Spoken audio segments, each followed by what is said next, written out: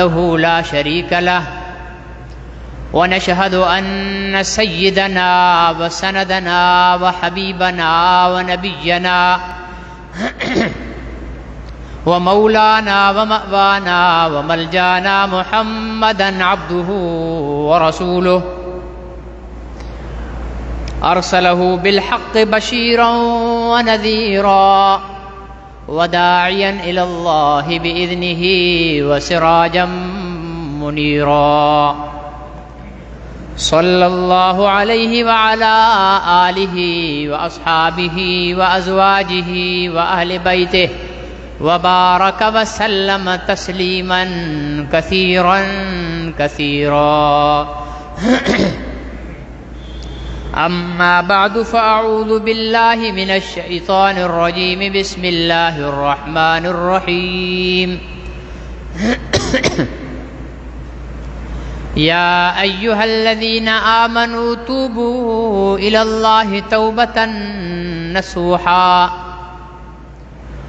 وقال النبي صلى الله عليه وسلم التائب من الذنب كمن لا ذنب له أو كما قال عليه الصلاة والسلام صدق الله وصدق رسوله النبي الكريم ونحن على ذلك لمن الشاهدين والشاكرين والحمد لله رب العالمين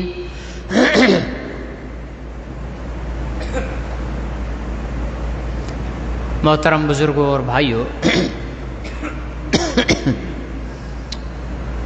شعبان المعظم کی 14 تاریخ ہے اور آنے والی شب شعبان المعظم کی 15ویں شب ہوگی۔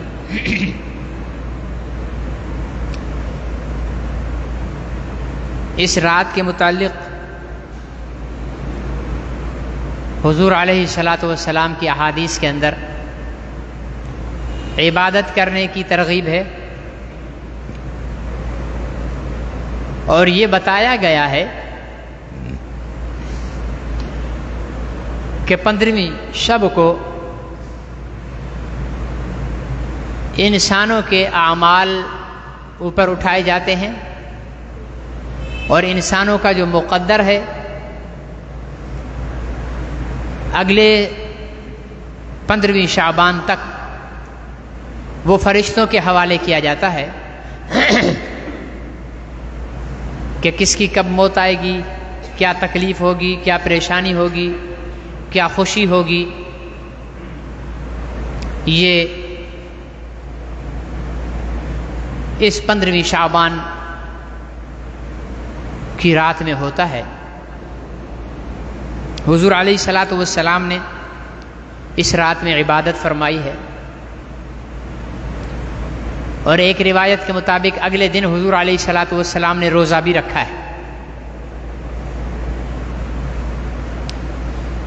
ویسے حضور علیہ السلام کا یہ معمول تھا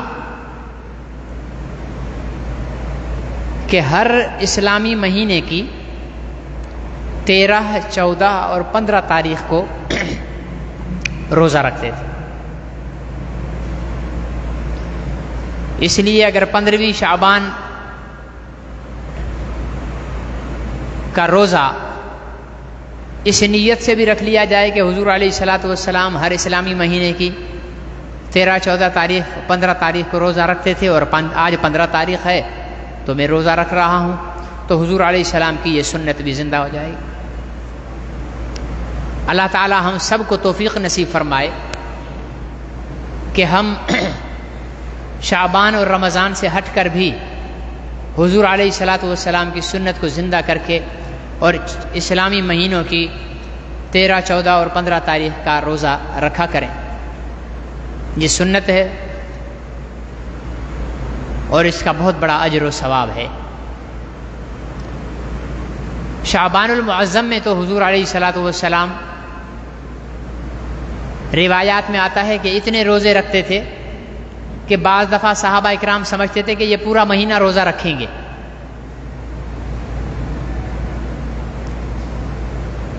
اور کبھی چھوڑ دیتے تھے، اس مہینے کو حضور علیہ الصلوۃ والسلام نے رمضان المبارک کی تیاری کا مہینہ بنایا، روزے رکھ کر اپنے آپ کو روزوں کی لیے تیار فرمایا، قرآن پاک کی تلاوت اور راتوں کو جاگ کر عبادت کر کے اپنے آپ کو رمضان المبارک کی عبادات کے لیے تیار فرمایا۔ اس لیے اس مہینے کے اندر قرآن پاک کی تلاوت بھی بہت کرنی چاہیے تاکہ رمضان المبارک کے اندر قرآن کی تلاوت کا تسلسل باقی رہے۔ ویسے تو ساری زندگی ہی تہجد کی پابندی کرنی چاہیے، بہت بڑی عبادت ہے اور بہت مقبول عبادت ہے، لیکن شعبان المعظم میں تہجد میں اٹھنے کی عادت بنائی جائے تاکہ رمضان المبارک میں سحری میں اٹھنے کی عادت بن جائے۔ رمضان المبارک میں رات کو، شعبان المعظم میں رات کو نوافل پڑھے جائیں پورا مہینہ، تاکہ رمضان المبارک کی تراویح پڑھنے کی عادت بن جائے۔ اور شعبان المعظم میں روزے رکھے جائیں تاکہ رمضان المبارک کے روزوں کی عادت بن جائے۔ تو ہم بھی اگر شعبان المعظم کو رمضان المبارک کی تیاری کا مہینہ بنا لیں گے تو ہمیں رمضان المبارک کا مہینہ بھاری بھی نہیں لگے گا، اس کے روزے بھی ہمیں زیادہ سخت نہیں لگیں گے، کیونکہ عادت بنی ہوئی ہوگی۔ روزے رکھنے والے جو ہیں وہ گرمی ہو سردی ہو ان کے لیے روزہ مشکل نہیں ہوتا۔ ایسے بھی لوگ دیکھے ہیں جنوری کے روزے بھی نہیں رکھتے، چائے پانی کا دور چل رہا ہے، اور ایسے لوگ بھی دیکھے ہیں جو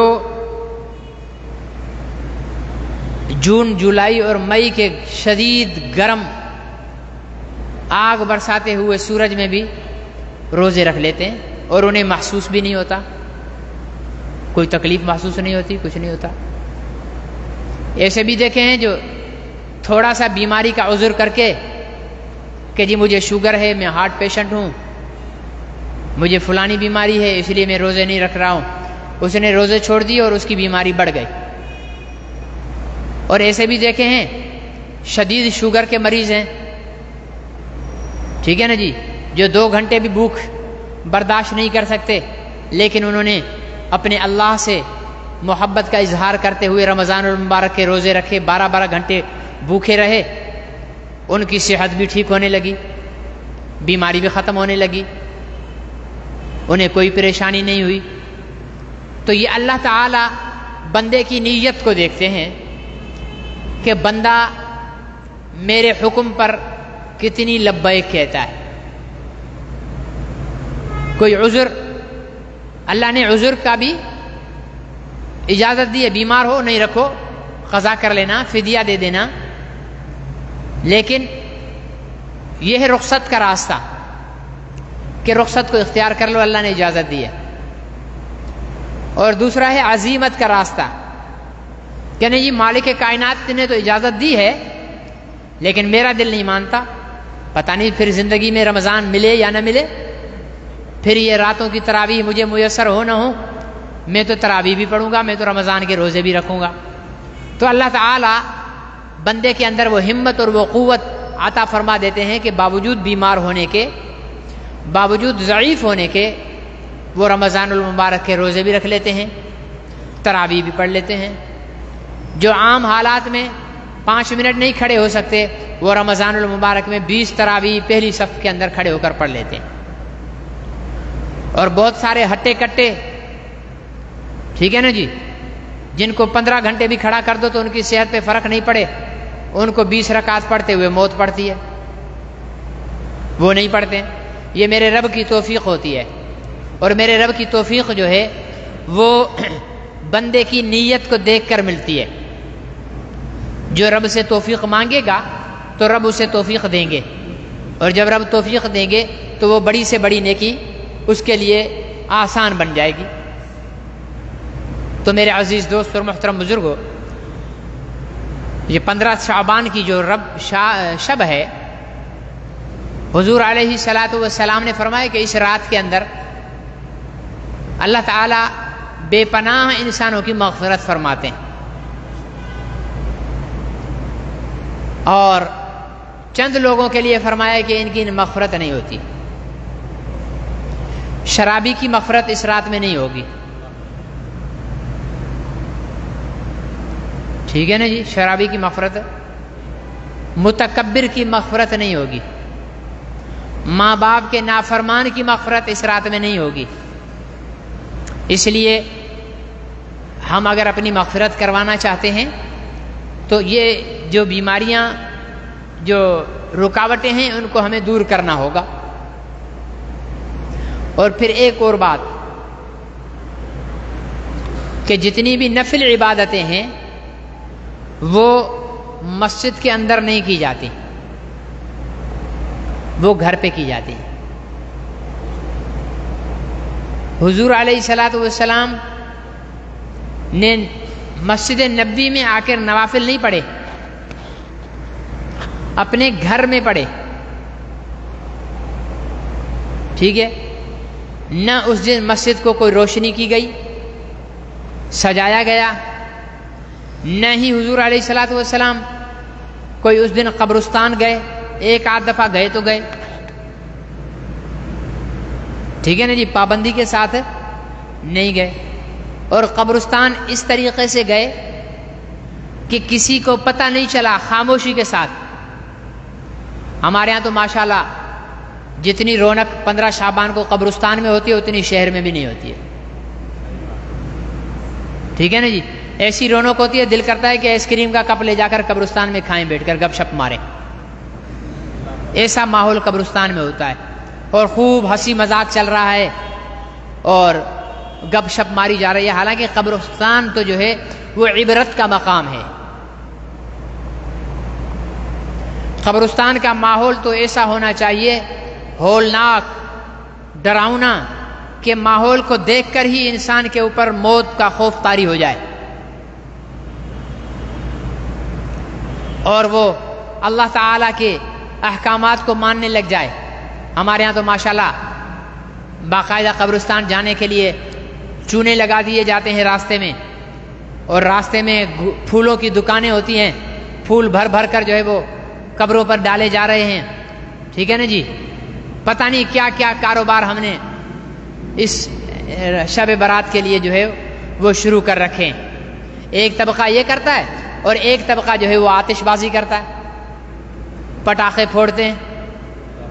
حالانکہ پٹاخے جو ہیں وہ ہندوؤں کی ایک تہوار ہے، اس میں پھوڑے جاتے ہیں، غالباً شاید اس کو دیوالی کہتے ہیں، دیوالی کے اندر جو ہے پٹاخے پھوڑے جاتے ہیں۔ اچھا، عرب میں پٹاخے نہیں پھوڑے جاتے 15 شعبان کو، پوری دنیا میں کہیں نہیں پھوڑے جاتے، یہاں برِ صغیر ہند و پاک کے اندر پھر کیوں؟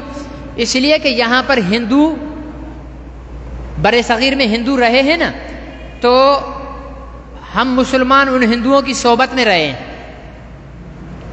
تو اس کی صحبت کا اثر ہے کہ ہماری بہت سارے معاملات کے اندر ان کی مشابہت ہے، تو ان کی ہولی کی نقالی کرتے ہوئے ہم نے شعبان میں پٹاخے پھوڑنا۔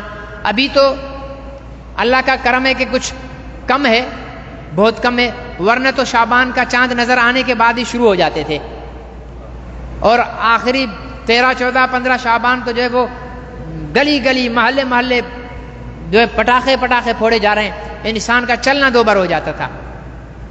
پھر یہ مہنگائی کی مہربانی ہے یا ہماری قوم میں شعور آ گیا ہے؟ بہت اچھی چیز ہے اگر ہماری قوم میں شعور آ گیا ہے، ٹھیک ہے نا جی، تو بہت اچھی چیز ہے۔ تو ان چیزوں کو ہٹ کر اپنے اپنے گھروں میں عبادات کریں۔ ہاں، اگر کہیں پر اجتماعی شکل میں دینی محفل رکھی گئی ہے کہ جناب بیان کی نشست ہوگی، دین کی باتیں سنی جائیں گی، تو وہ بیان سننے کے لیے تو آپ مسجد میں آ جائیں، لیکن عبادت اپنے گھر پہ کریں۔ حضور علیہ السلام نے فرمایا کہ اپنے گھروں کو قبرستان نہ بناؤ. کیا مطلب؟ مطلب ہے کہ قبرستان میں کوئی نماز نہیں ہوتی. تو اگر تم اپنے گھر میں نماز نہیں پڑھو گے تو تم نے گھر کو بھی قبرستان بنا دیا. اس لیے 5 وقت کی جو نماز ہے نا، اس میں بھی سنت یہ ہے، مستحب پسندیدہ عمل یہ ہے کہ سنتیں گھر پڑھی جائیں. فرض نماز جو ہے وہ مسجد میں پڑھی جائے. لیکن ماشاءاللہ ہماری قوم، اللہ تعالی ہمارے اوپر حال پر رحم فرمائے کہ ایک تو آتے بڑی مشکل سے ہیں مسجد میں. اب نہ ہم ان کو کہیں کہ بھائی فرض پڑھو اور سنتیں جا کر گھر پہ پڑھو، تو آئیں گے ہی نہیں. ابھی کسی کا گھر رشید کالونی میں، کسی کا پٹھان کالونی میں، کسی کا قائد اعظم کالونی میں، دکان اس کی یہاں پر ہے. اب اس کو کہیں کہ سنتیں جا کر گھر پڑھ کے آ، تو وہ نماز فرض پڑھ کے پھر جائے قائد اعظم کالونی، رشید کالونی، وہاں سے سنتیں پڑھے، پھر واپس گھر آئے. اب یہاں سے جائے گا اپنے گھر تک، راستے میں کوئی دوست مل گیا، اس سے سلام دعا کی، اس سے سلام دعا کی، جاتے جاتے وضو ٹوٹ گیا، بولا چلو یار اب وضو بھی ٹوٹ گیا، پھر دیکھ لیا جائے گا. اسی لیے علماء نے کہا کہ مسجد میں پڑھ لیا کرو تاکہ رہ نہ جائے. ورنہ اگر اللہ تعالیٰ توفیق دے تو گھروں میں سنتیں اور نوافل کی عبادت کی جاتی ہے. اس رات میں کرنے کا جو سب سے اہم کام ہے وہ ہے توبہ. توبہ یہ کرنے کا کام ہے. اپنے گناہوں سے توبہ، اپنے سیاہ کرتوتوں سے توبہ، اللہ کی نافرمانی سے توبہ، حضور علیہ الصلوۃ والسلام کی سنتوں کو توڑنے سے توبہ، زنا سے توبہ، چوری سے توبہ، شراب پینے سے توبہ، والدین کی نافرمانی سے توبہ، داڑھی منڈانے سے توبہ، گانے سننے سے توبہ. ٹھیک ہے نا جی؟ ہر گناہ سے توبہ کرنے کا اہتمام کیا جائے. باقی صرف یہ کہ 15 شعبان کو آ گئے، مسجد میں بیٹھ گئے، ساری رات جاگتے رہے جاگتے رہے جاگتے رہے. ٹھیک ہے نا جی؟ جب صبح کا وقت ہونے لگا گھر چلے گئے، سو گئے، فجر کی نماز پڑھی نہیں. ایسا جاگنا ہے کس کام کا؟ نفل اللہ نے ہمارے ذمے لازم نہیں کیے. آپ 1000 رکعت نفل بھی پڑھ لو، لیکن 1 رکعت ایک وقت کی نماز اگر آپ نے چھوڑ دی تو وہ 1000 نفل اس ایک وقت کی نماز کی برابر نہیں ہو سکتے. فرض، کیونکہ اللہ نے فرض کیا ہے. فرض قرض ہے. آپ کے اوپر اگر کسی کا 10 لاکھ روپے قرض ہو اور آپ اللہ کے راستے میں 50 لاکھ خرچ کر دیں، صدقہ کر دیں، غریبوں کو کھلا دیں. اب قرض لینے والا آئے، بولے بھائی میرے 10 لاکھ دو. یار میں نے تو 50 لاکھ روپے اللہ کے راستے میں خرچ کر دیے ہیں، غریبوں کو کھلایا ہے. تو وہ کیا بولے گا؟ چل ٹھیک ہے معاف کر دیا. وہ بولے گا بھائی میرے 10 لاکھ دے دے، تو جتنا خرچ کرتا ہے 1 کروڑ بھی خرچ کر دے، لیکن مجھے میرے 10 لاکھ دینے ہوں گے. تو 5 وقت کی نماز فرض ہے. ایک آدمی ساری رات قرآن کی تلاوت کرے اور فجر کی نماز چھوڑ دے تو جرم کیا اسے. اس امت کے لیے تو اللہ تعالیٰ نے بہت سہولیات دی ہیں، بہت آسانیاں پیدا فرمائی ہیں اس امت کے لیے. کیا فرمایا کہ جو شخص عشاء کی نماز با جماعت پڑھ کر سو جائے اور فجر کی نماز با جماعت پڑھے، اکیلے نہیں، با جماعت نماز پڑھے، مسجد کی جماعت رہ گئی، گھر میں جماعت کر لے. ہو سکتے نہیں ہو سکتی ہے؟ اپنے بیٹوں کو جگائے، وضو کرائے، چلو بھائی صف باندھو، گھر میں نماز پڑھتے ہیں. اپنے بھائیوں کو جگائے، گھر میں جماعت کرے. تو جو شخص عشاء کی نماز باجماعت پڑھے اور فجر کی نماز باجماعت پڑھے، درمیان میں ساری رات سویا رہے، فرمایا اس کو ساری رات عبادت کرنے کا ثواب ملے گا. یعنی اس نے ساری رات عبادت کی ہے. کتنی آسانی ہے. کرنا کیا ہے؟ نماز تو ہم نے ویسے ہی پڑھنی ہے، عشاء بھی پڑھو فجر بھی پڑھو، ساری رات سوئے رہو. لیکن ایک بات، اس کا ثواب اس کے برابر نہیں ہو سکتا جو عشاء کے بعد دیر تک جاگ کر اللہ کی عبادت کرے، نوافل پڑھے، قرآن کی تلاوت کرے، ذکر و اذکار کرے، درود پاک پڑھے، پھر سو جائے، پھر فجر کی نماز بھی پڑھے. تو اس کا ثواب اس سونے والے کے برابر نہیں ہو سکتا. بھائی پیٹ تو پیاز روٹی سے بھی بھر جائے گا، نہیں بھرے گا؟ یا مرغی کھانا ضروری ہے پیٹ بھرنے کے لیے؟ مولوی صاحب کے لیے حلوے کا 1 کلو کھانا ضروری ہے، پھر پیٹ بھرے گا کیا؟ بھائی پیاز سے، چٹنی سے، اچار سے کھانا کھا لو تو پیٹ بھر جائے گا نہیں بھر جائے گا؟ لیکن اگر مرغ روسٹ ہو، بڑے کے پائے ہوں، ٹھیک ہے نا جی، اور چھوٹے کا وائٹ قورمہ ہو، اور مچھلی تلی ہوئی ہو، ہاں جی، اور لسی کے بڑے بڑے پیالے بھرے ہوئے ہوں، اور شہد بھی رکھا ہوا ہو پیالوں میں، اور مکھن کے بھی کٹورے بھرے ہوئے ہوں، اس کھانے میں اور اچار روٹی کھانے میں فرق ہے یا نہیں ہے؟ اچار روٹی کھاؤ گے بھائی الحمدللہ کھانا کھا لیا، لیکن یہ جو اتنا بتایا یہ کھاؤ گے واہ بھائی مزہ آ گیا کھانے میں، بے اختیار نکلے گا. ٹھیک ہے نا جی. تو جس نے فجر کی نماز، عشاء کی نماز اور فجر کی نماز جماعت سے پڑھ لی، سمجھ لو اس نے اچار روٹی پیٹ بھر گیا، اس کو ثواب مل گیا. لیکن جس نے رات کو جاگ کر پھر تہجد پڑھی، پھر قرآن کی تلاوت کی، پھر ذکر و اذکار کیا، اس نے سمجھو طرح طرح کے کھانے کھائے. لیکن ہم دین کے معاملے میں کم تر پر راضی ہو جاتے ہیں، دین کے معاملے میں کم تر پر راضی ہو جاتے ہیں، اور دنیا کے معاملے میں بہتر کی طرف بڑھتے ہیں. ٹھیک ہے نا. ہم کسی کمپنی میں جاب کرتے ہیں، کمپنی والوں نے کہا کہ بھائی 8 گھنٹے ڈیوٹی کرو گے 50,000 سیلری ہوگی، اگر گھنٹہ اور بڑھا کر ڈیوٹی کرو گے تو 60,000 ہو جائے گی. تو ہم میں سے کوئی ایسا کہے گا کہ بس یار 8 گھنٹے کافی ہے، 50,000 ٹھیک ہے؟ کہے گا کوئی؟ نہیں. کیا بولے گا؟ یار 1 گھنٹہ اور کر لوں 10,000 کا فائدہ ہو رہا ہے. کہے گا نہیں کہے گا؟ تو اللہ کی طرف سے ایک آپشن یہ ہے کہ بھائی عشاء کی نماز پڑھ کر سو جاؤ، فجر کی نماز پڑھنے کے لیے اٹھو، جماعت سے پڑھ لو، ساری رات جاگنے کا ثواب ہے. لیکن اگر رات میں جاگ کر تہجد پڑھ لو گے، قرآن کی تلاوت کر لو گے، ذکر و اذکار کرو گے تو اس سے زیادہ ثواب ملے گا. تو ہم کیا بولتے ہیں؟ جب ساری رات سو کر فجر اور عشاء پڑھ کر ساری رات جاگنے کا، عبادت کرنے کا ثواب مل جاتا ہے تو کیا ضرورت ہے ہمیں رات کو جاگنے کی؟ سمجھ آ رہا ہے نا؟ یہ ہماری پاکستانی قوم کی اعلیٰ ترین سوچ ہے دین کے معاملے میں، دنیا کے معاملے میں نہیں. دین کے معاملے میں ہم تھوڑے سے پر صبر کر لیتے ہیں، اور دنیا کے معاملے میں ہم زیادہ سے زیادہ کوشش کرنے کی کوشش کرتے ہیں. مثال دوں، پہلی صف والے کو زیادہ ثواب ملتا ہے دوسری صف والے سے،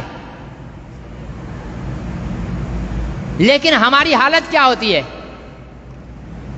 میں تو دیکھتا ہوں نا پیچھے، آگے جگہ پڑی ہوئی ہے نا، ایک دوسرے کو دیکھیں گے، اور دسترخوان پر مرغی، قورمے اور کڑھائیاں اور طرح طرح کے طعام رکھے ہوں، تب کہو گے آپ آگے ہو جاؤ؟ نہیں، کود کر آگے بڑھو گے. پہلے میں چلا جاؤں. شادی پہ دیکھ لیا کرو نا، شادی حال میں حالت دیکھ لیا کرو نا، بس صرف اشارہ ہونا جب کھانا شروع ہو گیا یوں ٹوٹ پڑیں گے ایسے کر کے. وہاں تو کسی کو آگے کرنے نہیں دیتے ہو، لیکن صف خالی ہے تو خود آگے نہیں بڑھ رہا، دوسرے کو بڑھ رہا، آگے آ جائے، آگے آ جائے. یہ کیا ہے؟ دین میں پیچھے رہنے کی عادت، دنیا میں آگے بڑھنے کی عادت. ایسا انسان دنیا میں تو 4 پیسے کما لے گا لیکن آخرت کے اندر پیچھے ہی رہے گا.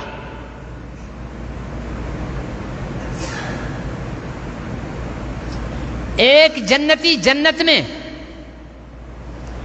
بیٹھا ہوگا, اچانک پوری جنت کے اندر ایک بہت پیاری خوشبو پھیل جائے گی.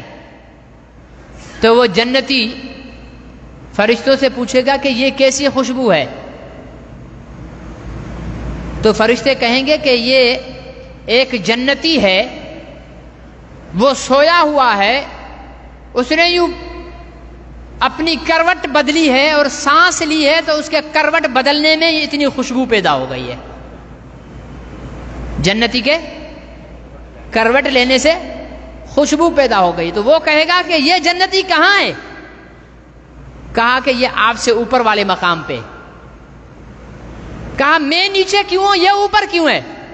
فرمائے کہ اس کی ایک نیکی آپ سے زیادہ تھی. کتنی نیکی؟ ایک نیکی آپ سے زیادہ تھی. تو ایک نیکی میں کتنا فرق پڑ گیا. لیکن ہماری پاکستانی قوم کیا کہتی ہے؟ بس یہ جنت میں چلے جائیں, پھر کہیں بھی ہوں, پھر کہیں بھی ہو جنت میں چلے جائیں. لیکن اسی پاکستانی قوم کے سامنے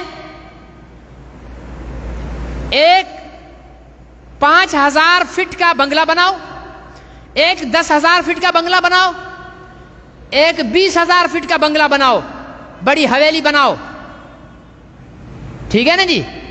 پھر اس سے کہو کہ میاں یہ بنگلہ ہے, اس میں اتنی سہولتیں ہیں, یہ بنگلہ ہے, اس میں اتنی سہولتیں ہیں, یہ بنگلہ ہے, اس میں اتنی سہولتیں, یہ 1 کروڑ کا ہے, یہ 1 کروڑ 1 لاکھ روپے کا ہے, اور یہ 1 کروڑ 2 لاکھ روپے کا ہے. کیا خیال ہے آپ کا؟ بس 1 کروڑ پہ چپ ہو جائے گا وہ؟ بس میرے کو یہ 5,000, نہیں 2 لاکھ میں زیادہ دیتا ہوں, وہ والا دے دو مجھے.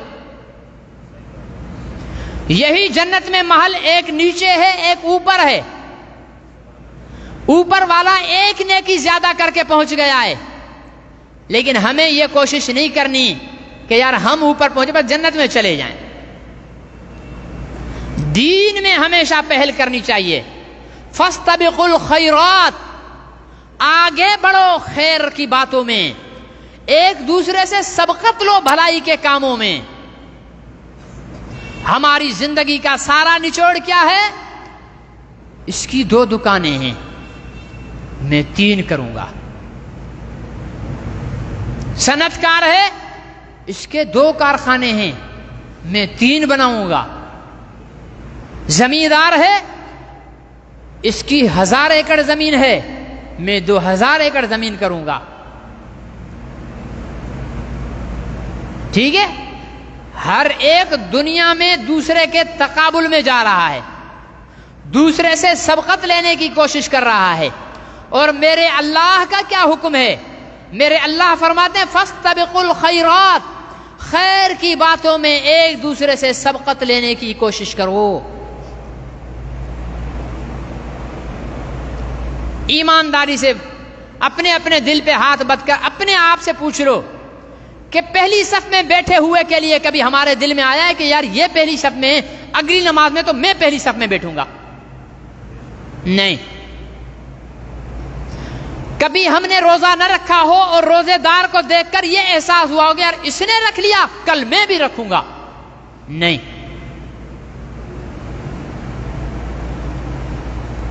زکات دینے والے کو زکات دیتے ہوئے دیکھ کر کبھی ہمارے دل میں یہ خیال پیدا ہوا کہ یار یہ زکات دے رہا ہے میں بھی دوں گا؟ نہیں. دنیا میں تو ہم ایک دوسرے سے سبقت لینے کی کوشش کر رہے ہیں, ایک دوسرے سے آگے نکلنے کی کوشش کر رہے ہیں جہاں اللہ نے نہیں کہا, اور جہاں اللہ نے کہا ہے کہ نیکی میں ایک دوسرے سے آگے بڑھنے کی کوشش کرو, وہاں ہم آگے بڑھنے کی کوشش نہیں کریں. تو میرے عزیز دوستوں اور محترم بزرگوں, اب اپنے گناہوں سے آج کی آنے والی رات میں اللہ سے معافی مانگ لو. معافی کیا ہے؟ یا اللہ میری توبہ، یا اللہ میری توبہ، یا اللہ میری توبہ، یا اللہ میری توبہ، یا اللہ میری توبہ، یا اللہ میری توبہ، یا اللہ میری توبہ، یا اللہ میری توبہ. صلی اللہ علیہ وسلم سیدھے نائی کے پاس، یار شیو تو بنا دینا. ٹھیک ہے نا جی؟ یا اللہ میری توبہ، یا اللہ میری توبہ، یا اللہ میری توبہ، یا اللہ میری توبہ، یا علی مر. گھر گئے، ابھی شہری میں 1 گھنٹہ ہے، آدھا گھنٹہ میں ذرا مووی دیکھ لوں. آدھا گھنٹہ کیا دیکھ لوں؟ مووی دیکھ لوں، تھوڑا وقت گزر جائے. یا اللہ میری توبہ، یا اللہ میری توبہ، یا اللہ میری توبہ. ساری رات یا اللہ میری توبہ، یا اللہ میری توبہ، یا اللہ میری توبہ. میری سبزی کی دکان ہے، صبح ہوتے ہی گاہکوں کو جھوٹ بول رہا ہوں، سائیں ابھی تازہ سبزی منڈی سے آئی ہے. منڈی سے بھی نہیں لایا ہوں نا، ڈائریکٹ زمیندار سے اٹھا کر لایا ہوں تازہ سبزی. 3 دن کی باسی کو پانی میں ڈبو کر تازہ کر کے بیچ رہا ہوں. رات کو کیا کر رہا تھا؟ یا اللہ میری توبہ، یا اللہ میری توبہ، یا اللہ میری، یا اللہ میری توبہ، یا اللہ میری توبہ، یا اللہ میری توبہ. اور بجلی چوری کر رہا ہے. بیگم کو آواز لگا دی، بیگم میں ذرا نماز میں مصروف ہوں، کمرے کا ایئر کنڈیشن تو چلا دو. اور حاجی صاحب کا جو ایئر کنڈیشن چل رہا ہے وہ چوری کی بجلی سے چل رہا ہے. جو مصلی بچھایا ہوا ہے وہ رشوت کے پیسوں کا بچھایا ہوا ہے. جو کپڑے پہنے ہوئے ہیں وہ رشوت کے پیسوں کے پہنے ہوئے ہیں. حتیٰ کہ جو تسبیح ہے وہ بھی رشوت کے پیسوں سے خریدی ہوئی ہے. تیرے نیچے رشوت، تیرے تن پہ رشوت، تجھے جو ٹھنڈک پہنچ رہی ہے وہ رشوت، جو تیرے ہاتھ میں اللہ اللہ کر رہی ہے وہ رشوت. یہ کیسی توبہ ہے؟ اسی توبہ کے لیے شاعر نے کہا، صبح برکف توبہ برلب دل پر از ذوق گناہ، معصیت را خندہ آیت بر استغفار ماں. صبح برکف، تسبیح ہاتھ میں، استغفر اللہ استغفر اللہ استغفر اللہ. صبح برکف تسبیح ہاتھ میں ہے، توبہ برلب توبہ زبان پر ہے، استغفر اللہ استغفر اللہ استغفر اللہ. دل پر از ذوق گناہ، دل گناہ کی ذوق سے پر ہے. ہاں، دل پر از ذوق گناہ، دل گناہ کی لذت سے آشنا ہے کہ کل نئی فلم آ رہی ہے، ریلیز ہو رہی ہے، یہ تو میں نے لازمی دیکھنی ہے. کل میں نے اپنی گرل فرینڈ کو ڈیٹ پر لے جانا ہے. کل تو میں نے اپنی سنگتیانی سے ملنا ہے. کل جو وہ میری دکان میں کپڑا پڑا ہوا ہے، بہت عرصے سے کوئی گراہک آئے تو اس کو جھوٹ بول کر پھنساؤں. فلانی جگہ جھوٹ بولوں. کل تو میں نے فلاں جگہ زنا کرنا ہے. کل تو میں نے فلاں جگہ دوستوں کے ساتھ محفل شراب رکھی ہے. صبح برکف توبہ برلب دل پر از ذوق گناہ، معصیت را خنداز آیت بر استغفار ماں. ایسی توبہ پر تو گناہ بھی کھڑا ہنس رہا ہوتا ہے کہ عقل کے اندھے، عقل سے پیدل، یہ کون سی توبہ کر رہا ہے تو.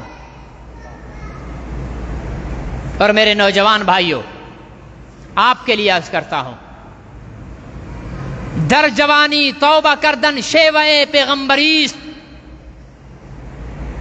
شاعر نے کہا، در جوانی توبہ کردن شیوہ پیغمبریست، وقت پیری گرگ زادہ میں شود پرہیزگار. جوانی میں توبہ کرنا یہ پیغمبروں کا شیوا ہے. جوانی میں سجدوں میں پیشانی کو جھکانا یہ پیغمبروں کا شیوا ہے. جوانی میں لمبے لمبے رکوع کرنا یہ پیغمبروں کا شیوا ہے. جوانی میں مسجد کے کونے میں بیٹھنا یہ پیغمبروں کا شیوا ہے.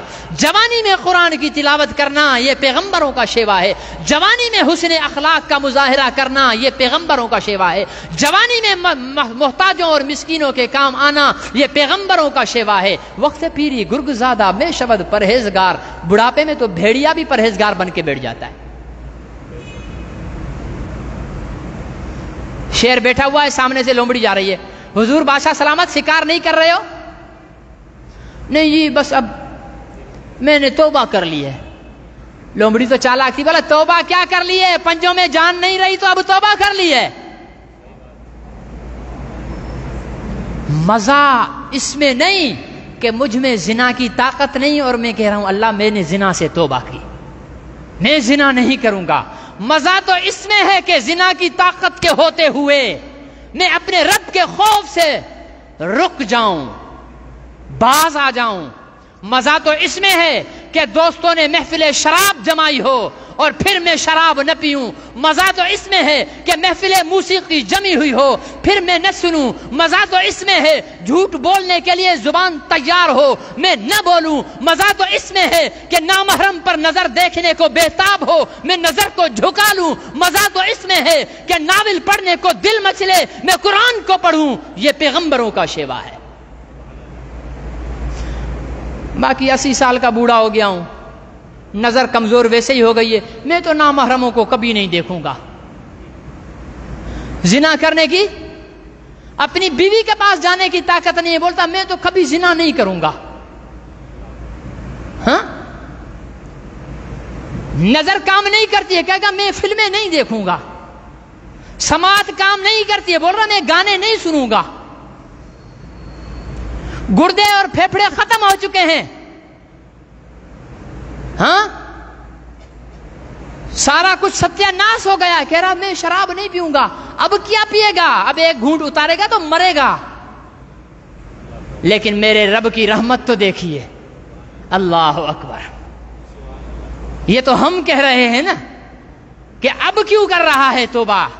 اب آیا ہے تجھے یا اپنے رب کا دروازہ. ساری زندگی تو نافرمانی کر کے اب آیا اپنے رب کے سامنے. لیکن میرا رب کتنا مہربان ہے, کتنا رؤوف ہے, کتنا رحیم ہے, کتنا رحمان ہے, کتنا کریم ہے. اللہ اکبر. ایک صحابی آئے, نبی پاک صلی اللہ علیہ وسلم سے فرمایا یا رسول اللہ, اللہ کریم ہے؟ آپ نے فرمایا ہاں اللہ کریم ہے. تو یوں اچھلتے کودتے کہنے لگے پھر تو میں جنتی ہوں, پھر تو میں جنتی ہوں. پوچھنے والے نے پوچھا کیوں؟ کہا کریم وہ ہوتا ہے جو غلبہ حاصل کر لے, جو اپنے کنٹرول میں کسی کو لے کر معاف کر دے. تو اللہ کریم ہے, مجھے جب اس کے کنٹرول میں مکمل آ جاؤں گا تو وہ معاف ہی تو کرے گا مجھے. سوچ کی بات ہے, فکر کی بات ہے. ہم نے کبھی توبہ کر کے دیکھی ہی نہیں ہے. 70 سال اپنی نظر کو اس کے خلاف استعمال کیا, اپنے کانوں کو اس کی مرضی کے خلاف استعمال کیا, اپنی زبان کو اس کی مرضی کے خلاف استعمال کیا, اپنے ہاتھ کو اس کی مرضی کے خلاف استعمال کیا, اپنی شرمگاہ کو اس کی مرضی کے خلاف استعمال کیا. نماز میں ایک سجدہ نہیں کیا, قرآن کو چھو کر نہیں دیکھا, ہاں بد اخلاقی کا مظاہرہ کیا. آج جب 70 سال کے بعد ہاتھ کانپنے لگے, نظر کمزور ہو گئی, سماعت سے محروم ہو گیا, ایک ایک بات کو 10 دفعہ دہرا کر اپنی اولاد کو کہہ رہا ہے. جب اولاد بیزار ہو گئی تو پریشان ہو کر کہنے لگا یا اللہ میں نے تیرا ایک بھی حکم نہیں مانا, میں نے تیری 70 سال نافرمانی کی ہے, لیکن اب میں سچے دل سے توبہ کرتا ہوں. کون کر رہا ہے توبہ؟ جس میں زنا کی طاقت نہیں, جھوٹ بولنے کے لیے زبان میں سکت نہیں, کانوں میں نافرمانی اللہ کی سننے کی طاقت نہیں, آنکھوں سے اللہ کی محرمات کی طرف نظر کرنے کی طاقت نہیں, کچھ بھی کرنے کی طاقت نہیں ہے, ساری زندگی بغاوت میں گزاری ہے. لیکن آج اس اللہ کے آگے صدق کے دل سے کہتا ہے یا اللہ میں توبہ کرتا ہوں. ایک دفعہ بھی اللہ نہیں کہے گا کہ میرے بندے ساری زندگی تو میری نافرمانی کرتا گزرا ہے, آج جب کچھ کرنے کے قابل نہیں ہے تو توبہ کرنے آیا ہے. اللہ کہیں گے میرے بندے میں نے تیری توبہ قبول کر لی. موسیٰ علیہ السلام کو حکم ہوا فلانی جگہ ایک میرا دوست مر گیا ہے. کون مر گیا؟ دوست مر گیا ہے. اللہ کی دوستیاں بھی بڑی عجیب ہیں. اے کاش کہ ہم بھی اللہ کے دوست بن جائیں. آمین زور سے نہیں کہتے کہ تو مولوی صاحب اگر ہم اللہ کے دوست بن گئے تو جھوٹ بول بول کر دکان میں لوٹ مار کون کرے گا؟ مولوی صاحب اگر ہم اللہ کے دوست بن گئے تو داڑیاں کون منڈائے گا؟ مولوی صاحب اگر ہم اللہ کے دوست بن گئے تو فلمیں کون دیکھے گا؟ بھائی اللہ کے دوست بن جاؤ. فرمایا موسیٰ اپنی قوم میں منادی کر دو میرا دوست فلاں جنگل میں مرا پڑا ہے، جو اس کا جنازہ پڑے گا اس کی بخشش کر دوں گا۔ دوستی بھی تو ایسی ہے۔ اور وہ کوئی ولی نہیں تھا، لوگوں نے سمجھا کوئی بہت بڑا ولی ہوگا، کوئی عبادت گزار ہوگا، کوئی پرہیزگار ہوگا، کوئی تہجد گزار ہوگا۔ بھاگی بھاگی موسیٰ علیہ السلام کے ساتھ قوم جب پہنچی، ارے یہ تو وہ بدبخت ہے، یہ تو وہ نشئی ہے، یہ تو وہ ملنگ ہے جس کو ہم نے اس کی حرکتوں کی وجہ سے بیزار ہو کر دھکے دے کر بستی سے نکال دیا ہے، اور یہ اللہ کا دوست کیسے ہو گیا؟ قوم پریشان۔ موسیٰ علیہ السلام نے عرض کیا یا اللہ، قوم کچھ کہتی ہے، تو کچھ کہتا ہے، ماجرا کیا ہے؟ ماجرا کیا ہے؟ اللہ رب العزت نے فرمایا موسیٰ تیری قوم بھی صحیح کہتی ہے، میں بھی صحیح کہتا ہوں۔ تیری قوم جو کہہ رہی ہے بالکل یہ بندہ ویسا ہی تھا، یہ میرا نافرمان تھا، سرکش تھا، باغی تھا۔ جب اس کو اس کے اپنوں نے بستی سے نکال کر پھینک دیا تو جب اس کو موت نظر آئی تو اس نے اوپر دیکھا، دائیں دیکھا، بائیں دیکھا، آگے دیکھا، پیچھے دیکھا، کوئی نہیں تھا۔ بے چارگی میں کہنے لگا یا اللہ اپنوں نے ساتھ چھوڑ دیا، تجھے کچھ کہتے ہوئے شرم آ رہی ہے، بس ایک درخواست ہے، اگر مجھے معاف کرنے سے تیری رحمت کے خزانوں میں کمی آ جائے تو معاف مت کرنا، اور اگر تو مجھے معاف کر کے تیرے خزانوں میں کمی بھی نہ آئے اور تجھے خوشی بھی ملے تو مجھے معاف کر دے۔ حضرت موسیٰ سے اللہ رب العزت نے فرمایا موسیٰ اس نے اتنی بے چارگی سے یہ دعا کی تھی کہ میری رحمت جوش میں آ گئی، اس کی تو مغفرت کر دی، اس کے جنازہ پڑھنے والوں کی بھی مغفرت کا فیصلہ کر دیا ہے۔ اتنی رحمتوں والا رب ہے، اتنی برکتوں والا رب ہے۔ ایک ڈاکو 99 قتل کر کے پہنچا ایک مولوی صاحب کے پاس، میرے جیسے کے پاس، مولوی صاحب میں نے 99 قتل کیے ہیں، تو میرے جیسا تو جوش والا تھا نا، چل دفع ہو خبیث، کوئی تیری توبہ نہیں ہے، تو نے قتل کیے ہیں۔ اس نے تلوار نکالی، اس کو بھی قتل کر دیا۔ اچھا میں تو توبہ کرنے آیا تھا، تو نے تو مجھے کوئی توبہ کا راستہ ہی نہیں دکھایا، چل 100 پورے۔ پھر چلتے چلتے کسی اور عالم دین کے پاس پہنچ گیا، اسے کہا حضرت میں نے 100 قتل کر دیے ہیں، کوئی راستہ ہے کیا اللہ مجھے معاف کر سکتے ہیں؟ اللہ رب العزت کہ اس نیک بندے نے کہا بھائی کیوں نہیں، اللہ کی رحمت بڑی وسیع ہے، بڑی وسیع ہے، جا فلانی بستی میں چلا جا، وہاں اللہ کے نیک لوگ رہتے ہیں، ان کی صحبت اختیار کر لے، تیرے گناہ معاف ہو جائیں گے۔ یہ شخص چلا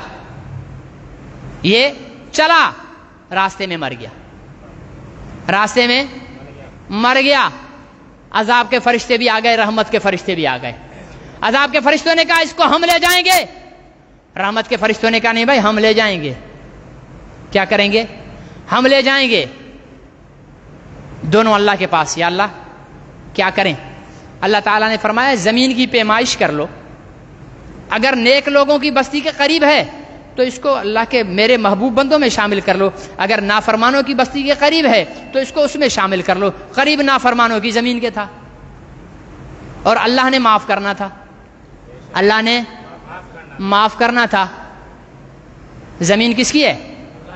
بولیں اللہ کا نام اس کی شان کے مطابق لے لیں۔ زمین کس کی ہے؟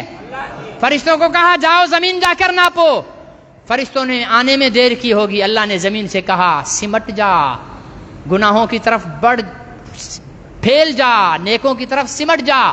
فرشتے پہنچے، دیکھا تو نیکوں سے دور تھا، گناہگاروں نیکوں کے قریب تھا، گناہگاروں کے دور تھا۔ اللہ نے فرمایا دیکھو میرا بندہ قریب ہے نیکوں کے، معاف کرو، لے جاؤ اس کو جنت میں۔ قوم نے شکایت کی حضرت موسیٰ سے کہ بارش نہیں برس رہی، اللہ سے دعا کریں بارش برس جائے۔ حضرت موسیٰ نے قوم کو میدان میں جمع کیا، ہاتھ اٹھایا یا اللہ بارش برسا دے۔ اللہ نے کیا کہا؟ میں بارش نہیں برساؤں گا۔ کیوں؟ اس لیے کہ ان دعا کرنے والے مجمع کے اندر میرا دشمن کھڑا ہے۔ کون کھڑا ہے؟ میرا دشمن کھڑا ہے، میرا باغی کھڑا ہے، میرا نافرمان کھڑا ہے، اس کو نکالو۔ حضرت موسیٰ نے ہاتھ نیچے کیے، قوم سے خطاب کیا، کون ہے وہ بدبخت؟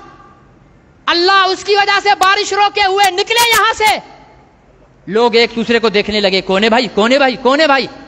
لیکن جو تھا وہ تو جانتا تھا نا، مجرم تو جانتا ہے نا، ضمیر تو بولتا ہے۔ مجرم نے فوراً اللہ سے تعلق قائم کیا۔ اللہ سے تعلق قائم کرنے کے لیے 1000 نفل کی ضرورت نہیں ہے۔ اللہ سے تعلق قائم کرنے کے لیے پورے قرآن پاک کو ختم کرنے کی ضرورت نہیں ہے۔ اللہ سے تعلق قائم کرنے کے لیے صدق دل سے اللہ کو پکارنا ضروری ہے۔ کھڑے کھڑے اللہ کے ساتھ تعلق قائم کیا، ہاتھ بھی نہیں اٹھائے کہ لوگ بولیں گے بھائی کیوں ہاتھ اٹھائے ہیں، لب بھی نہیں ہلائے کہ کیا بول رہا ہے، دل ہی دل میں اللہ سے عرض کرنے لگا، یا اللہ آج تک تیرا سرکش تھا، آج تک تیرا باغی تھا، آج تک تیرا دشمن تھا، لیکن آج میں نے ہتھیار ڈال دیے، آج میں نے معافی کا سوال کر دیا۔ آج اگر میں یہاں سے نکلا تو پوری قوم کی نظروں میں ذلیل ہو جاؤں گا کہ کتنا بدبخت ہے کہ اللہ کے نبی کی دعا رک گئی ہے۔ یا اللہ میرے اوپر پردہ فرما دے، میرے گناہوں پر پردہ ڈال دے، بس تو بارش برسا دے تاکہ مجھے نکلنا نہ پڑے۔ بارش برسنا شروع ہو گئی۔ سبحان اللہ نہیں بولتے ہو؟ اچھا نہیں لگا؟ اللہ کی رحمت اچھی نہیں لگی؟ بارش برسنا شروع ہو گئی۔ لوگ کہنے لگے حضرت یہ کیا ہوا؟ موسیٰ نے اللہ سے عرض کیا، یا اللہ آپ کے بھی راز عجیب ہیں، آپ نے کہا میرا دشمن کھڑا ہے اور پھر بارش بھی برسا دی۔ اللہ نے فرمایا موسیٰ جس دشمن کے لیے بارش کو روکا تھا نا، اس سے دوستی لگا کر اس کے کہنے پر بارش برسا دی ہے۔ اتنی دیر لگتی ہے میرے بھائیوں؟ کون سی رات کا انتظار کرتے ہو؟ کون سے لمحے کا انتظار کرتے ہو؟ زندگی کا ایک ایک لمحہ آخری لمحہ سمجھو اور اپنے رب کے آگے سجدہ ریز ہو کر شب برات کا انتظار نہ کرو، شب قدر کا انتظار نہ کرو، رمضان المبارک کی راتوں کا انتظار نہ کرو۔ ایمان والا وہ ہے جس کی ہر رات شب قدر ہوتی ہے اور ہر دن روز عید ہوتا ہے۔ یہاں سے اٹھنے سے پہلے اپنے رب سے اپنے گناہوں کا اقرار کر کے معافی مانگ لو۔ معافی کی کتنی شرطیں ہیں انشاءاللہ العزیز آج عشاء کی نماز کے بعد رات 10 بجے یہاں پر اسی موضوع پر بیان ہوگا۔ اس میں بتاؤں گا کہ معافی کی قبولیت کے لیے کتنی شرطیں ہیں اور کیا کیا شرطیں ہیں۔ اللہ ہم سب کو صدق دل سے اپنے گناہوں کی معافی مانگنے کی، رحمان کی رحمت کو، کریم کے کرم کو حاصل کرنے کی توفیق نصیب فرمائے۔ سنتیں پڑھ لیجیے۔